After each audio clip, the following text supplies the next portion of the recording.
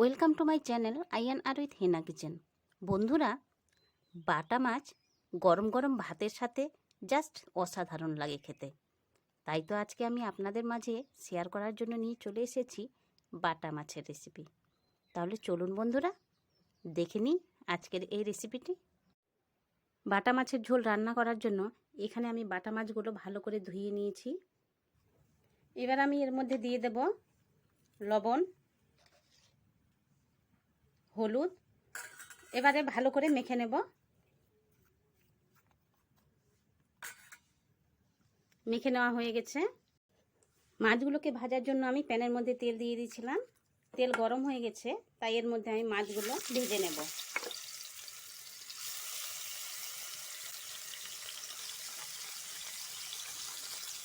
মাছগুলোর এক পিঠ হয়ে গেছে, তাই উল্টে নেব।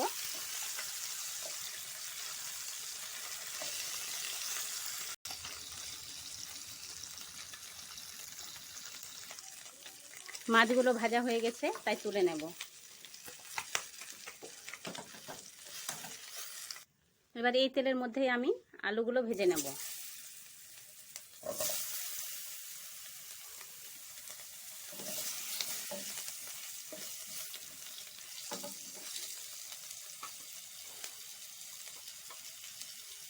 লবণ দিয়ে দেব,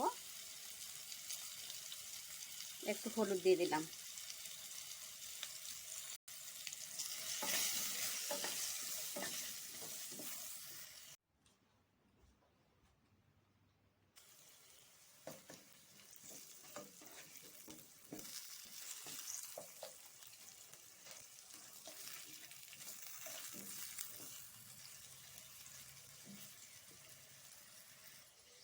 আলুগুলো ভেজে নেওয়া হয়ে গেছে, তাই আমি তুলে নেব। এবার এই তেলের মধ্যেই আমি তেল দিয়ে দেব। তেল গরম হয়ে গেছে, তাই এর মধ্যে আমি জিরে দিয়ে দিলাম। এবার দিয়ে দেব পেঁয়াজ কুচি। পেঁয়াজগুলোকে আমি হালকা বাদামি রঙের করে নেব। পেঁয়াজগুলো বাদামি রঙের হয়ে গেছে, তাই আমি এর মধ্যে দিয়ে দেব আদা বাটা, রসুন বাটা,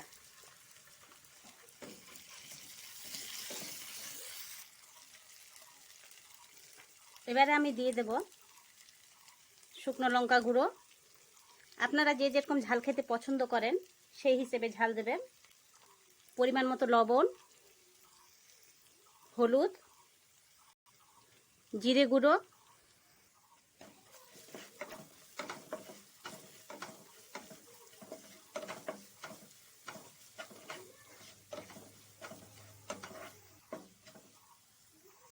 এবারে আমি দিয়ে দেব টমেটো কুচি।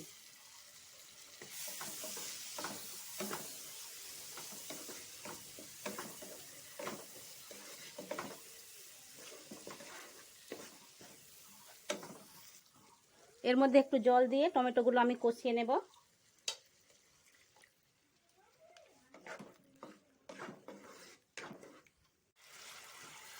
টমেটোগুলো কষানো হয়ে গেছে, তাই এর মধ্যে আমি ভেজে রাখা আলুগুলো দিয়ে দেব।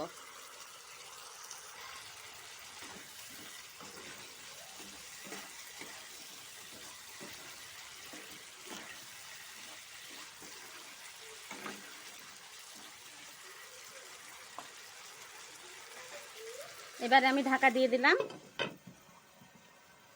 আলুগুলোকে আমি লো ফ্লেমে রেখে সেদ্ধ করে নেব।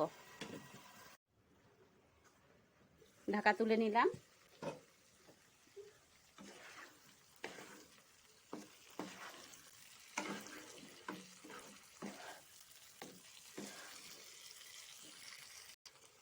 আলুগুলো 90% সেদ্ধ হয়ে গেছে, তাই এর মধ্যে আমি জল দিয়ে দেব।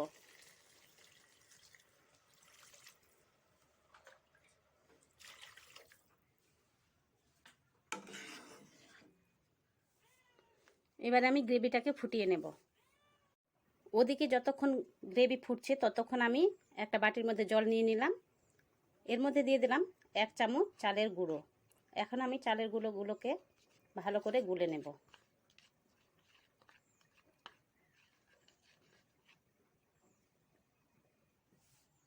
এবার ঢাকা তুলে নেব। গ্রেভি ফুটে গেছে, তাই এর মধ্যে আমি ভেজে রাখা মাছগুলো দিয়ে দেব।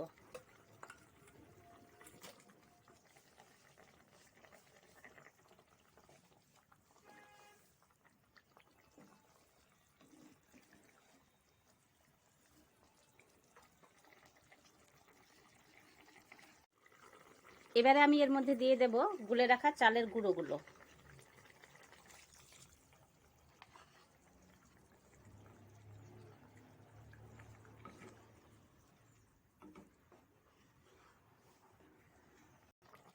সঙ্গে একটু চিনি দিয়ে দেব।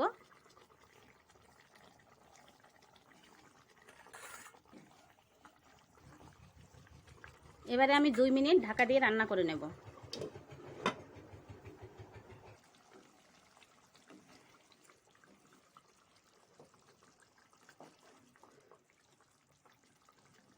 রান্না কমপ্লিট হয়ে গেছে আর আলুগুলো 100% সেদ্ধ হয়ে গেছে, তাই এবার আমি একটা পাত্রের মধ্যে তুলে নেব।